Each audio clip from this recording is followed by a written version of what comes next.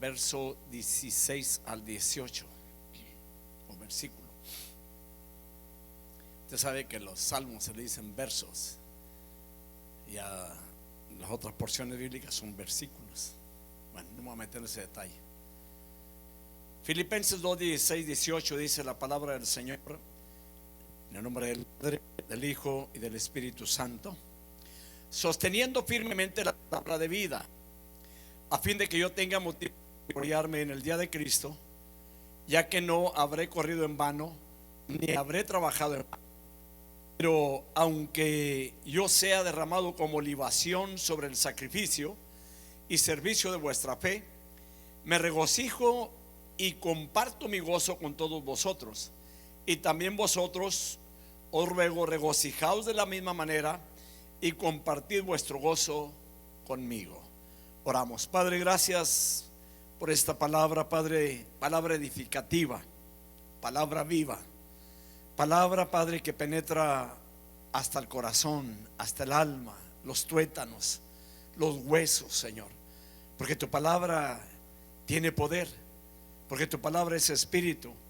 Yo te pido en esta noche, Padre, que tu palabra sondee nuestras vidas, sondee nuestros corazones, y que si hay alguna cosa, Señor mío, que sea estorbo, Padre, para servirte a ti, Padre mío, que tú seas el que vayas eliminando todos aquellos obstáculos, Padre, y que permitas que nosotros te podamos servir con sinceridad, con un corazón puro, transparente, Padre, delante de ti.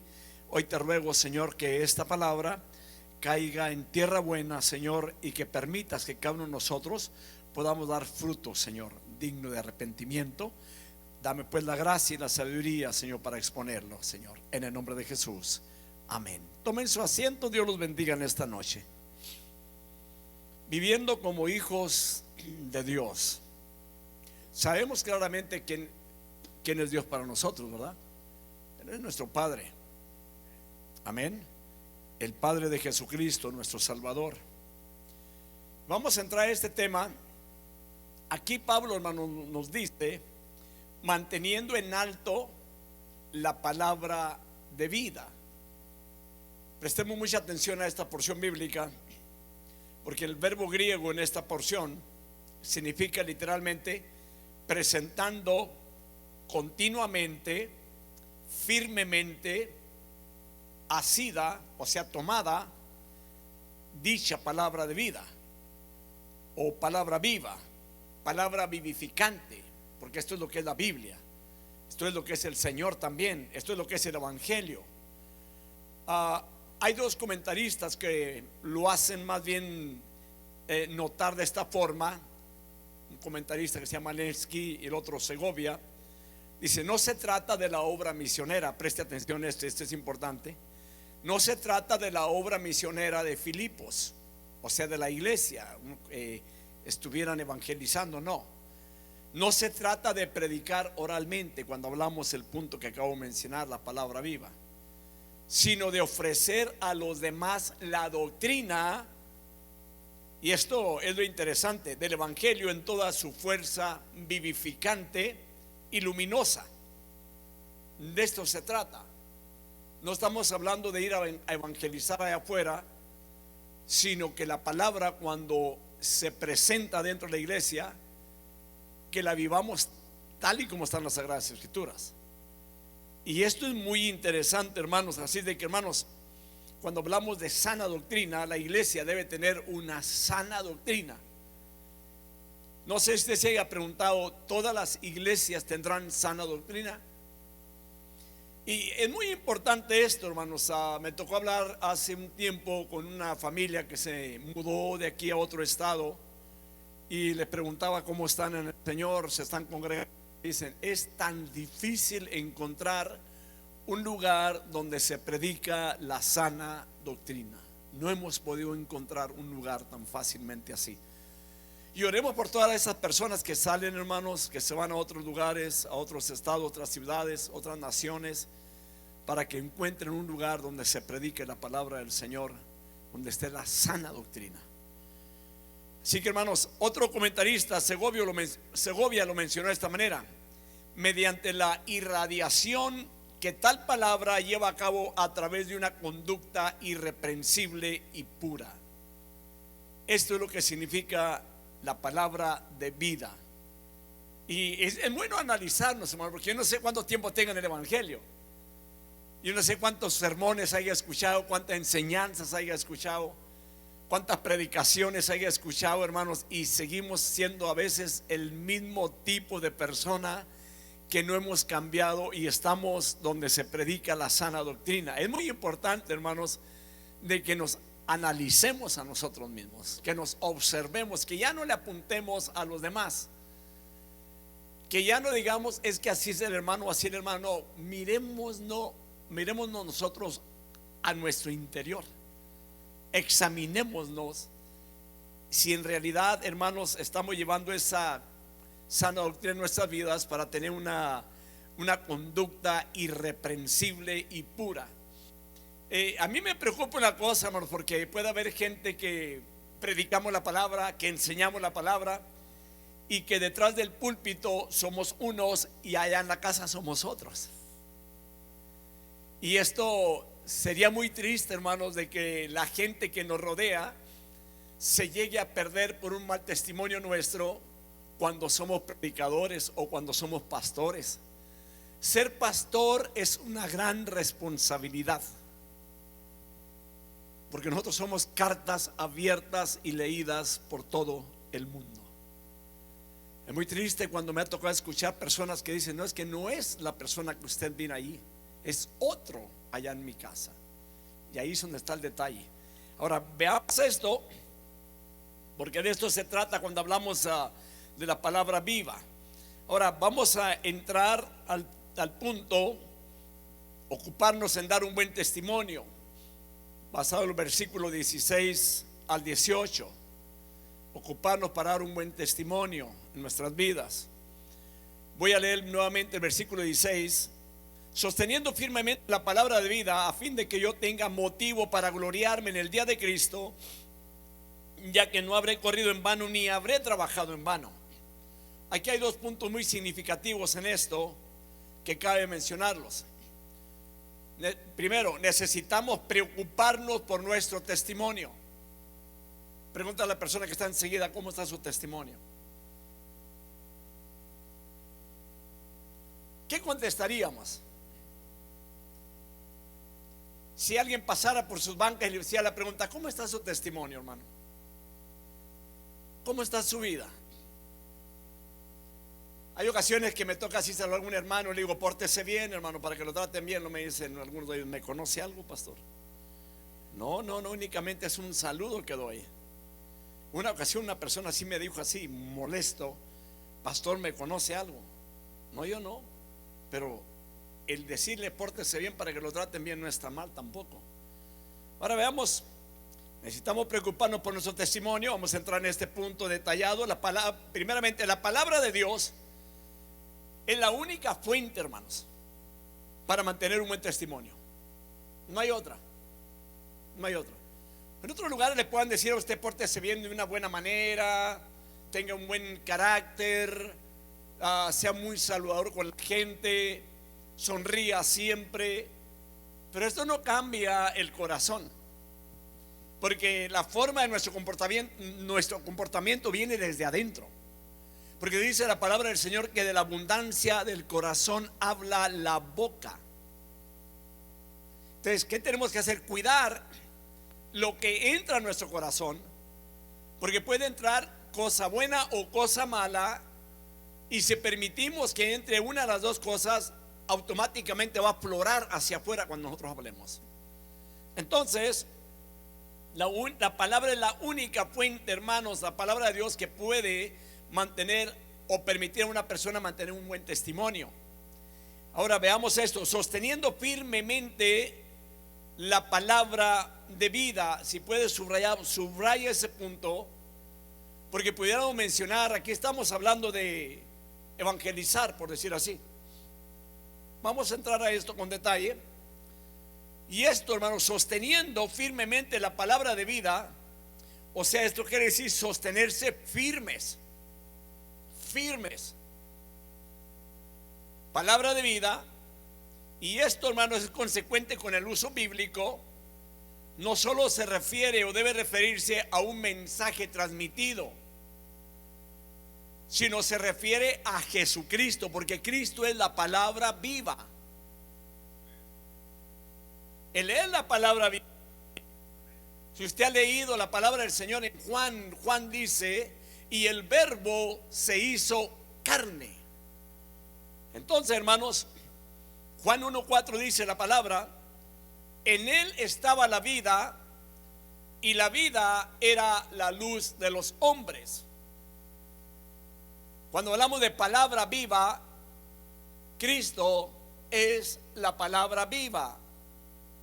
Juan 5:24 dice la Biblia: en verdad os digo, el que oye mi palabra y cree al que me envió, tiene vida eterna y no viene a condenación, sino que ha pasado de muerte a vida. Cristo es vida. El que tiene a Cristo está vivo espiritualmente, hermano. El que tiene a Cristo no muere. Aunque la carne muera algún día, vamos a vivir por la eternidad. Para aquellas personas que se preguntan: ¿para qué vamos tanto a la iglesia? Porque lo miran únicamente como algo religioso. Nomás le falta venir a persinarse en la iglesia. Y no es esto, sino saber, hermanos, de que nuestra vida está escondida en Cristo, y que aun cuando partamos de este mundo, vamos a morar por la eternidad con Cristo Jesús, nuestra vida. Amén. Hay otra porción bíblica que se encuentra en Primera de Juan, capítulo 1, versículo 1 al 2. Dice la palabra: lo que existía desde el principio, lo que hemos oído, lo que hemos visto con nuestros ojos, lo que hemos contemplado y lo que han palpado nuestras manos acerca del verbo de vida. Nuevamente ahí podemos mirar, se trata de Jesucristo. Ahora, esta palabra de vida, hermanos, libera del pecado y la muerte. ¿Quién es Él? Cristo.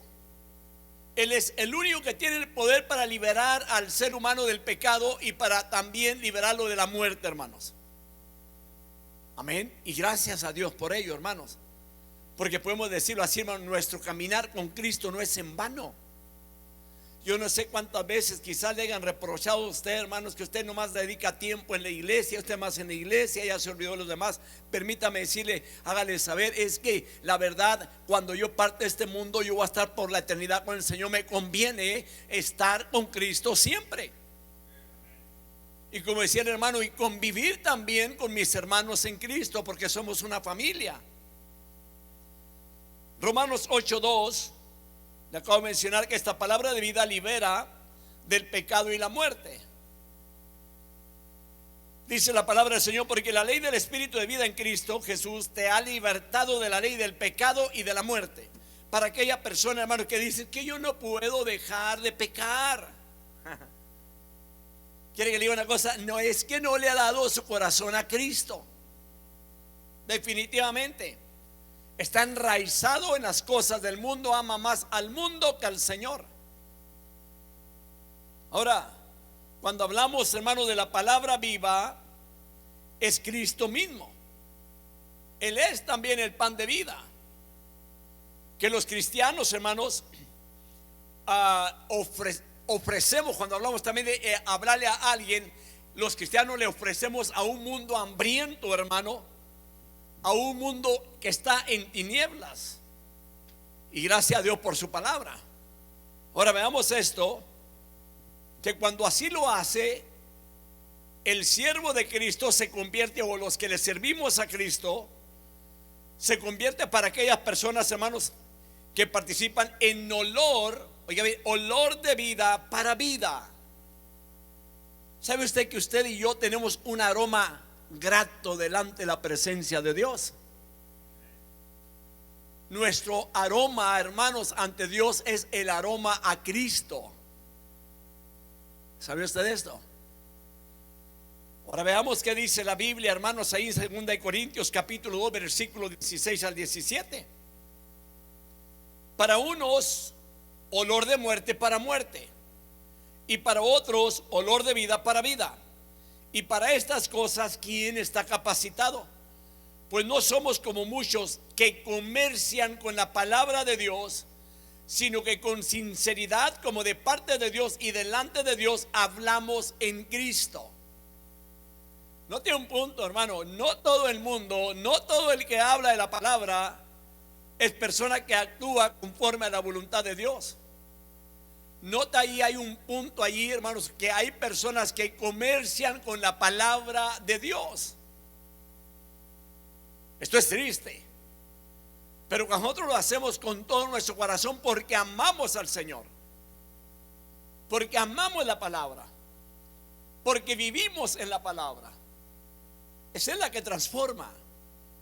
Ahora, hay una porción ahí que dice: hasta el día de Cristo Jesús, versículo 16 al principio, le dice: a fin, casi a la mitad del versículo, a fin de que yo tenga motivo para gloriarme en el día de Cristo. Y esta palabra es muy interesante. O sea, esto es hasta el día de rendir cuentas ante su santo tribunal, el día en que el Señor vendrá por los suyos, el día que el Señor venga y levante su iglesia. Pero hay algo que voy a mencionar ahorita, pero vayamos primero a lo que dice 1 Tesalonicenses capítulo 4 versículo 15 al versículo 16, que dice la palabra del Señor: por lo cual os decimos esto por la palabra del Señor, que nosotros los que estamos vivos y que permanezcamos hasta la venida del Señor, no precederemos a los que durmieron. Pues el Señor mismo descenderá del cielo con voz de mando, con voz de arcángel y con la trompeta de Dios, y los muertos en Cristo se levantarán primero. Oiga bien el detalle ahí, cuando habla del día de Cristo. Así que, hermanos, y si puede apuntar, apunte esto. Pero no debemos de confundir el día del juicio universal. Cuando hablamos del día de Cristo, que viene siendo el gran trono blanco, ese es el día del juicio universal, donde los inconversos serán juzgados. No lo confundamos con el tribunal de Cristo, son dos cosas muy distintas. Cuando hablamos del tribunal de Cristo, es donde el Señor va a darnos las recompensas a cada uno según lo que hayamos hecho aquí en la tierra. ¿Está explicado? Porque hay gente que confunde el tribunal de Cristo, hermanos, con el gran trono blanco. Déjeme decirle algo: que los que van a estar en el gran trono blanco no tienen escapatoria. Y cuando hablamos del tribunal de Cristo, es cuando Cristo levante a su iglesia, el Señor va a recompensar a cada uno según lo que hayamos hecho. Amén. Así que, hermanos, el gran trono blanco, vamos a hablar algo de lo que dice en Apocalipsis capítulo 20 versículo 11 al 15. Si usted no había leído la Biblia en la casa, aquí la va a leer esta noche. Es que es un estudio bíblico, hermanos. Imagínense que yo diga: vénganse al estudio bíblico, y que no leamos ni un versículo de la palabra. Dice la palabra del Señor: y vi un gran trono blanco, y al que estaba sentado en él, de cuya presencia huyeron la tierra y el cielo, y no se halló lugar para ellos. Y vi a los muertos, grandes y pequeños, de pie delante del trono, y los libros fueron abiertos, y otro libro fue abierto, que es el libro de la vida, y los muertos fueron juzgados por lo que estaba escrito en los libros según sus obras. Y el mar entregó los muertos que estaban en él, y la muerte y el Hades entregaron a los muertos que estaban en ellos, y fueron juzgados cada uno según sus obras. Y la muerte y el Hades fueron arrojados al lago de fuego. Esto es la muerte segunda, el lago de fuego. Y el que no se encontraba inscrito en el libro de la vida fue arrojado al lago de fuego. Nota el punto ahí. Y le voy a decir algo: que gracias a Dios que usted y yo no vamos a pasar por ese gran tribunal o ese gran trono blanco en aquel día. Quizás estaremos presentes, pero no vamos a estar presentes para ser juzgados. Los que van a ser juzgados todos los muertos, todos aquellos que vivieron. Y dice la Biblia, grandes y pequeños. Y no está hablando de niños, está hablando de grandes personajes, por decirlo así, en el mundo, y aún hasta el más pobre que pudo haber en este mundo. Ahora, muy importante esto cuando entramos en estos estudios bíblicos, porque mucha gente ha confundido, hermano, porque dice que en aquel día han llegado al punto de decir, le vamos a tener que dar cuentas otra vez a Dios, donde vamos a ser juzgados en el gran trono blanco. No, hermanos, Cristo murió por nosotros en la cruz del Calvario. Él llevó nuestros pecados, Él ya pagó por nuestros pecados para que usted y yo tengamos vida eterna. Y dígame, usted, no es grandioso esto es grandioso, hermanos. La iglesia no es un pasatiempo, hermano, como mucha gente lo tiene el domingo, porque no hay nada que hacer, hay que ir a convivir un ratito con los hermanos. Pero no es así.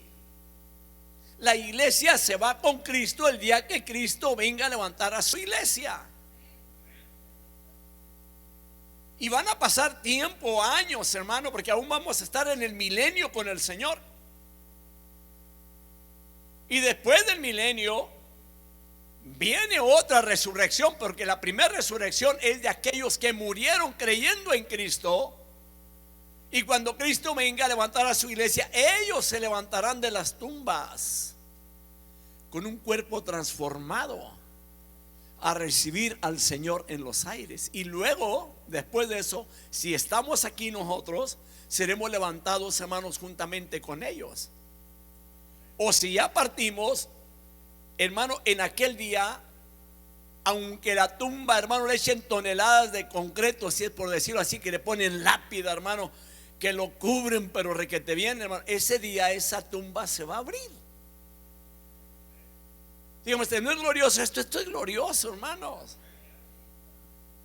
Y esto es lo que nos sostiene.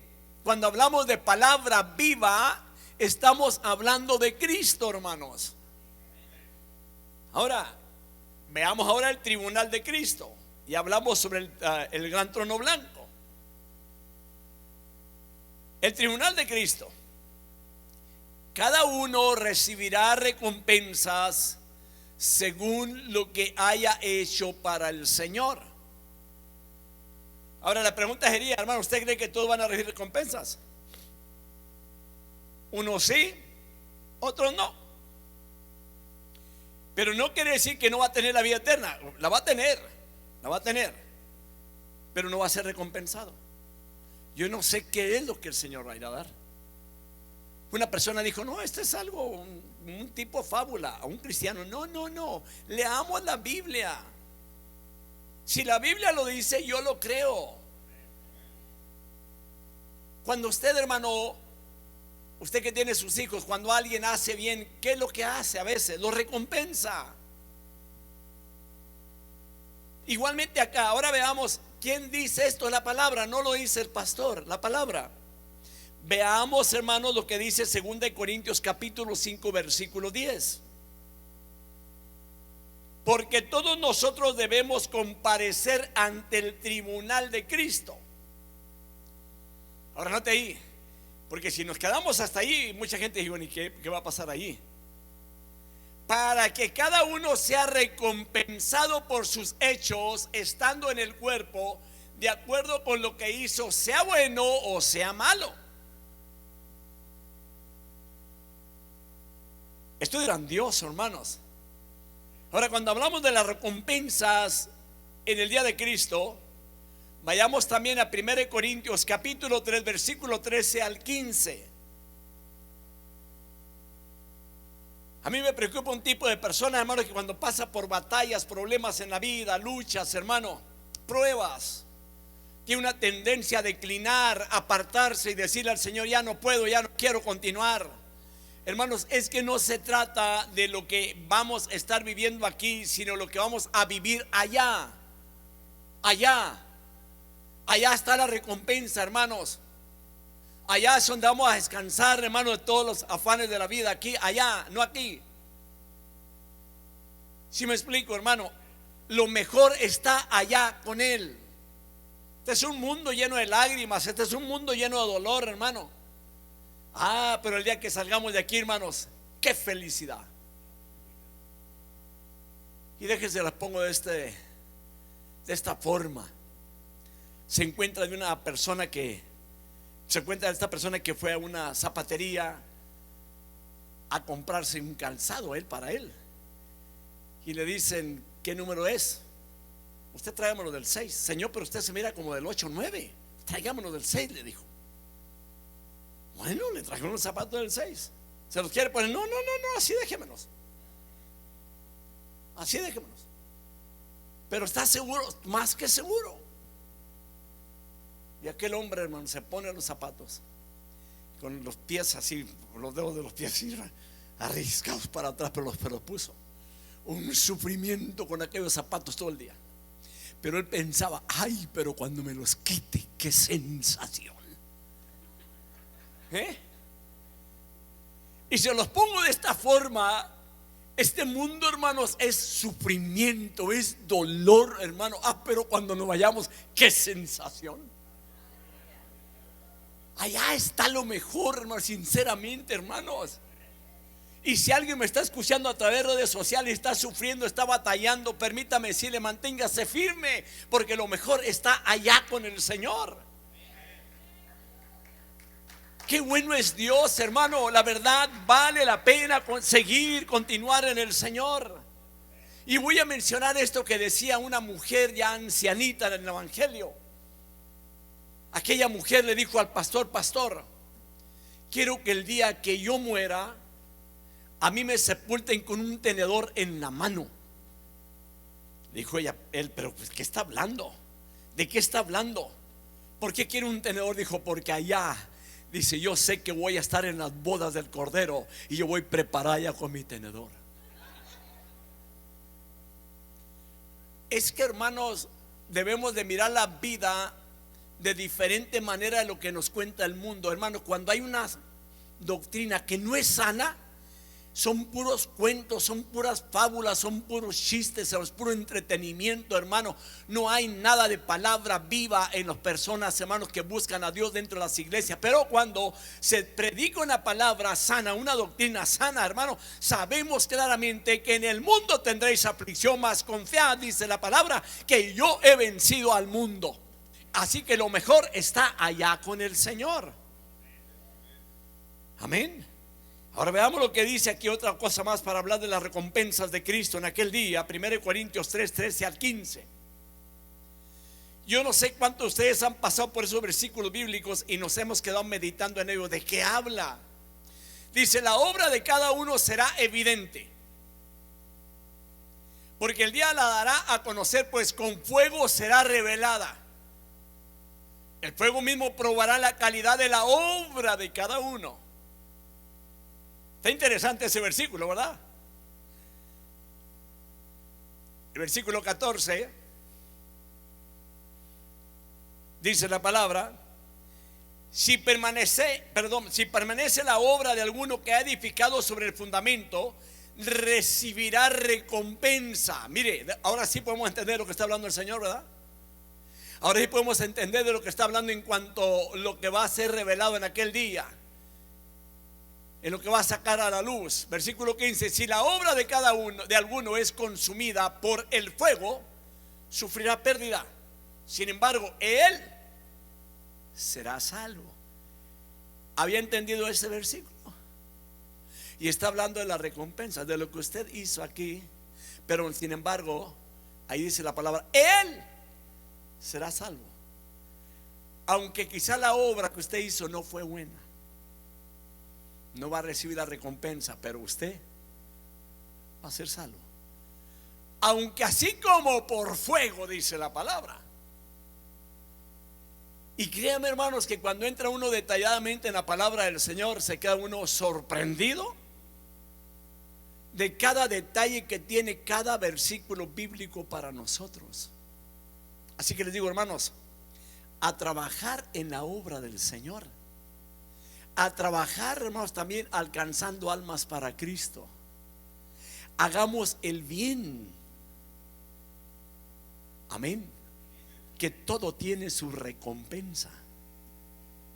Así que, hermanos, de la misma manera que el inicio de nuestra salvación fue obra exclusiva de la soberana y libre iniciativa divina, porque de ahí vino todo, así también viene siendo la consumación de la salvación, es obra de la gracia y del poder de Dios.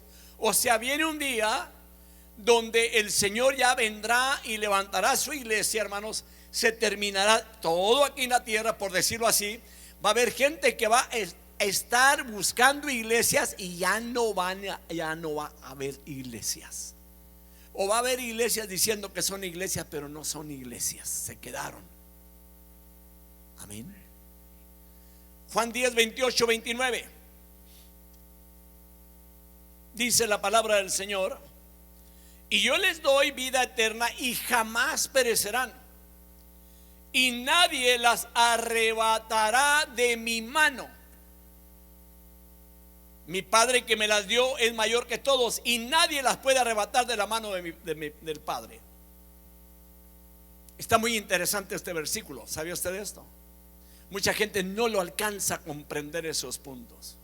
Siempre está con la mentalidad: ¿seré salvo? ¿Irá a ser salvo? Permítame decirle, si usted permanece en la palabra y usted creyó en Cristo Jesús y continúa en la palabra, permítame decirle que nadie lo va a poder arrebatar de la mano del Padre. Interesante, muy interesante. Así que, ¿qué podemos hacer? La perseverancia, hermanos, de los santos se debe enteramente, o la perseverancia del cristiano, no al esfuerzo nuestro, escuche esto, no a nuestros esfuerzos, sino a la preservación de Dios. Porque Él es el que nos sostiene, Él es el que nos guarda, Él es el que nos cuida, Él es el que nos protege. Amén. Ahora veamos esto. Vayamos al punto ahora. Pablo usa imágenes aquí atléticas en el versículo 16. Al final dice: ya que no habré corrido en vano, ni habré trabajado en vano. Hay dos palabras ahí interesantes. La primera, la palabra correr, y esta es una metáfora de correr en vano. O sea, cuando habla en vano o a la aventura, en pocas palabras. Y está bien, hermanos, de las carreras atléticas. Ahora veamos lo que dice en Gálatas capítulo 2, versículo 2. Yo no sé quién de ustedes le tocó algún día correr carreras. ¿No? No sé si sería bueno para correr. Pero ahora sí está dando una idea de lo que está hablando aquí Pablo. Que aunque los que corren en el estadio, no todos llevan el premio, más uno. En cambio, acá la iglesia cristiana, todos tenemos un premio. Ahora déjeme decirle, dice la palabra en Gálatas 2:2: subí por causa de una revelación y les presenté el evangelio que predico entre los gentiles, pero lo hice en privado a los que tenían alta reputación, para cerciorarme de que no corría ni había corrido en vano. Ahora, esto está tomada, vuelvo a mencionar, de las carreras atléticas. Vayamos a 1 Corintios 9:26. Por tanto, yo de esta manera corro, no como sin tener meta. De esta manera peleo, no como dando golpes al aire. Ahora veamos otro detalle aquí, lo de trabajar. Y está hablando de trabajar con fatiga o trabajar en vano. Y la palabra en vano se usaba a veces para el agua que se desperdiciaba, o el entrenamiento inútil de un atleta derrotado, o de un tejedor que no recibía salario por haberle sido rechazada una pieza de tela mal tejida. Eso es correr en vano. 1 Corintios 15:10 dice la palabra: pero por la gracia de Dios soy lo que soy, y su gracia para conmigo no resultó vana. Antes bien he trabajado mucho más que todos ellos, aunque no yo, sino la gracia de Dios en mí. ¿Quién es el que labora en nosotros? Dios. Para que no vayamos a pensar que qué cerebro tan inteligente tenemos, tan brillante, que hacemos las cosas súper especiales. No, es Él. Nosotros somos el barro, Él es el alfarero. Él es el que se mueve en medio nuestro. Él es el que hace las cosas en mí. Él es el que hace las cosas en usted. Si Cristo vive en usted, permítame decir, Él es obrando en la vida de cada uno en su diario vivir. Amén. No se debe a la fuerza humana, no, para nada. Entonces, hermano, la gloria de Pablo aquí consiste para él en que su esfuerzo de él viene siendo en la proclamación del evangelio. Dice que no haya caído en el vacío, que no la haya predicado en vano, sino que haya obtenido el fruto que deseaba que cada creyente tuviese. Porque la verdad, hermanos, cada creyente debe de tener fruto. Ahí va la pregunta: ¿cómo es su fruto? ¿Qué tipo de fruto tiene? Pregúntale que está enseguida: ¿qué fruto tiene? Ahora quizás usted quiera saber más de lo que es el fruto. Vaya usted a Gálatas capítulo 5, ahí se va a encontrar, allá en el versículo 20 al 22 se va a encontrar exactamente cuando habla del fruto del Espíritu. Pero también el 19 habla de las obras de la carne. Todo lo contrario a lo que es el fruto del Espíritu. Y mucha gente, la mayoría de ellos, hermano, tienen más obras de la carne que fruto del Espíritu. ¿Por qué? Porque no dejan que el Señor se mueva en sus vidas haciendo lo que Él quiere hacer, cambiar completamente, hermanos, a esa persona que tiene modalidades todavía o modales todavía del viejo hombre. Amén. Veamos lo que dice 2 Timoteo capítulo 4 versículo 8. Porque Pablo ahí, hermanos, cuando él habla de esto, él sabe que claramente, hermanos, que para él parte de su trabajo es la corona de justicia que el Señor le va a dar en aquel día. ¿Qué dice ahí la palabra? En el futuro me está reservada la corona de justicia, que el Señor, el juez justo, me entregará en aquel día, y no solo a mí, sino también a todos los que aman su venida. O sea, para usted y para mí también. Amén. Vuelvo a mencionar, hermano, la palabra del Señor es gloriosa y no confunde a nadie, y mayormente cuando se explica bien. Así que, hermano, lo único que debemos de trabajar es en mantener la palabra de vida. O sea, estar ocupados en la palabra de vida. La palabra de vida, hermanos, es la única esperanza para un mundo lleno de tinieblas, para un mundo lleno de tantas necesidades desesperadas. Y en particular, hermanos, la desesperada necesidad que hay de contrarrestar el pecado, de contrarrestar la maldad y el terrible destino de la muerte, hermanos, eterna de los seres humanos cuando partan de este mundo. El único que puede darles vida eterna se llama Jesús. La iglesia, hermanos, necesitamos estar ocupados en dar un buen testimonio y vivir la sana doctrina. Para aquellas personas que se hacen tanta pregunta, hermano, no, pero es que, hermano, la demás gente lo hace, y yo, ¿por qué no? ¿Estás siguiendo a la demás gente o estás siguiendo a Cristo? ¿A quién sigue? Digo, porque hay mucha gente, hermanos, que cuando se juntan, hermano, se sueltan completamente todos. Alguien dijo de esta manera: donde se va una chiva, se van todas las demás chivas. Y lamentablemente, hermano, no sé si haya llegado a lugares, hermano, donde haya alguien que usted conoce que es cristiano, pero su comportamiento en medio de la multitud pagana es el mismo que los demás.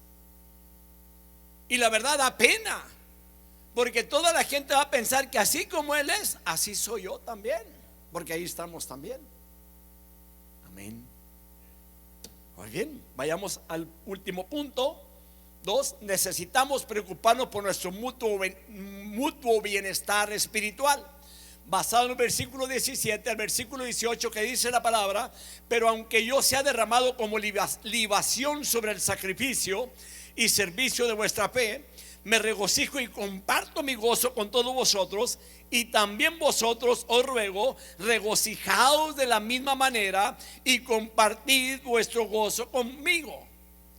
¿Sabe lo que es regocijar? Estar contentos dos veces más que un común regocijo. Ahora veamos el ejemplo de Pablo.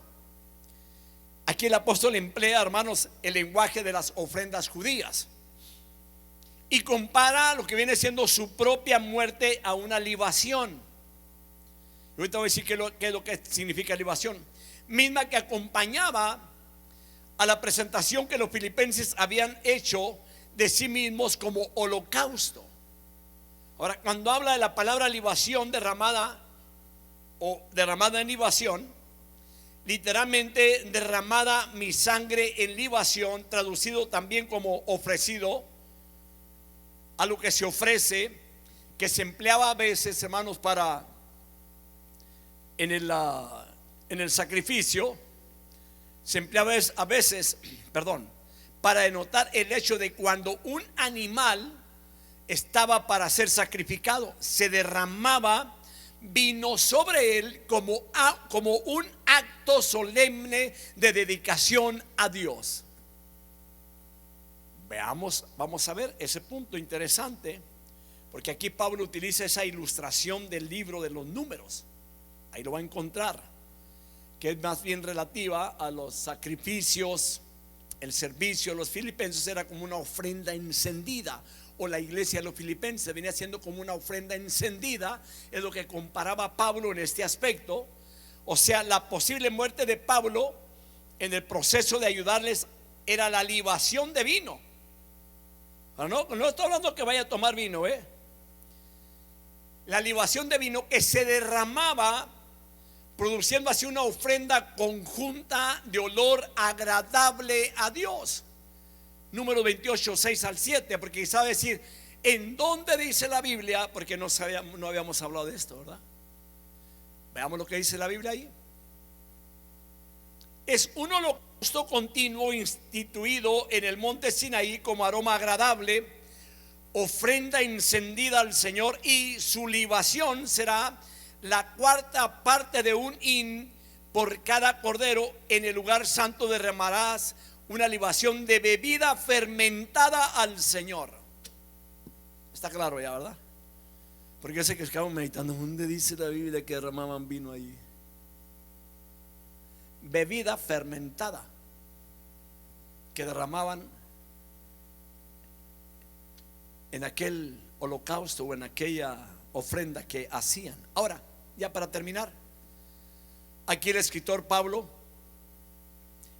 afirmó que aunque su vida terminara pronto en la muerte por causa de su servicio, yo no sé cuántos de ustedes han meditado en esto, que aún el trabajar para el Señor hasta el último día que Dios le permita estar aquí en la tierra, con todo su corazón.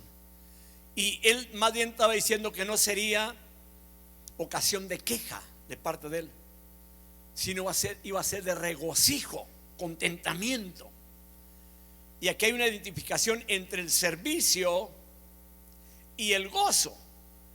El gozo de ellos, hermanos, era también el de él. O sea, cuando alguien se regocijaba, él también estaba regocijado.